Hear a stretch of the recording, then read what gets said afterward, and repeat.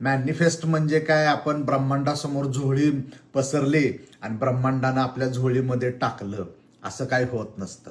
लहानपणी आपल्याला शिक्षकांनी, आईवडिलांनी यश मिळवण्यासाठी ज्या काही गोष्टी सांगितल्या, त्याचं गोंडस नाव म्हणजे आत्ताच्या काळातील मॅनिफेस्टेशन.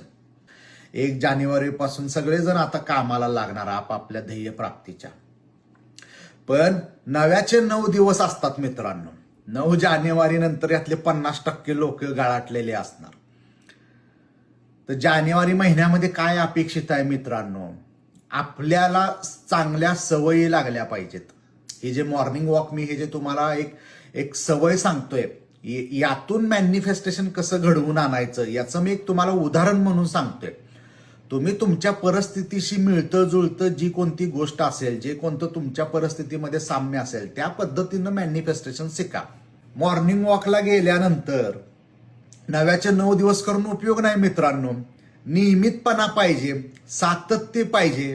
कशामध्ये पाहिजे? सकाळी लवकर उठून व्यायामला जाणं, विचारांचं मंथन करणं, चांगला आहार घेणं आणि त्यातून ऊर्जा वाढवणं आणि कृती करायला जाणं हे अपेक्षित आहे.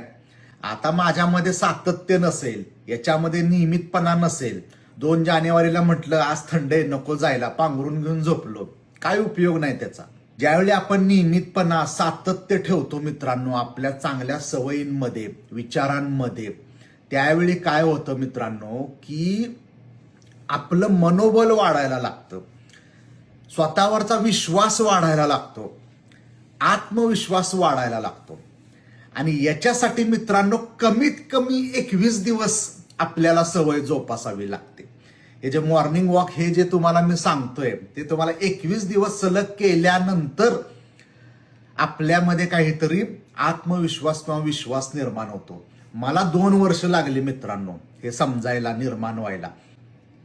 तर ज्यावेळी आपल्यामध्ये नियमितपणा सातत्य येतो त्यावेळी आपल्यामध्ये जीवनामध्ये एक शिस्त येते आणि त्या शिस्तीमधून एक चाकुरीबद्ध जीवन आपण जगायला लागतो. आणि त्यावेळी काय होतं मित्रांनो की मॅनिफेस्टेशन करणारे लाखो लोक आहेत, पण सगळ्यांचं पूर्ण होतं का? नाही होत. का होत नाही मित्रांनो? कारण एखादी सवय जोपासल्यानंतर, नियमितपणा सातत्य निर्माण केल्यानंतर, शिस्तबद्ध जीवन जगायला चालू केल्यानंतर अशा व्यक्तीला ज्यावेळी देवाच्या ब्रह्मांडाच्या दारामध्ये जातो त्यावेळी देवाच्या दारात लाखो लोक असतात, पण देवाच्या ब्रह्मांडाच्या कृपेची नजर फक्त अशा व्यक्तीवर पडते की जो नियमितपणा, सातत्य, शिस्त याच्या जोरावरती स्वतःमध्ये विश्वास निर्माण झालेला असतो, आत्मविश्वास जागृत झालेला असतो. तर जानेवारीचा हा काळ आहे ना मित्रांनो, आपल्या कसोटीचा काळ आहे. आपल्याला त्या काळाला खरं उतरायचं आहे. आपल्याला सातत्यानं, नियमितपणानं सवय जोपासायची आहे, जेणेकरून ब्रह्मांडाच्या कृपेची नजर आपल्यावरती पडेल. धन्यवाद.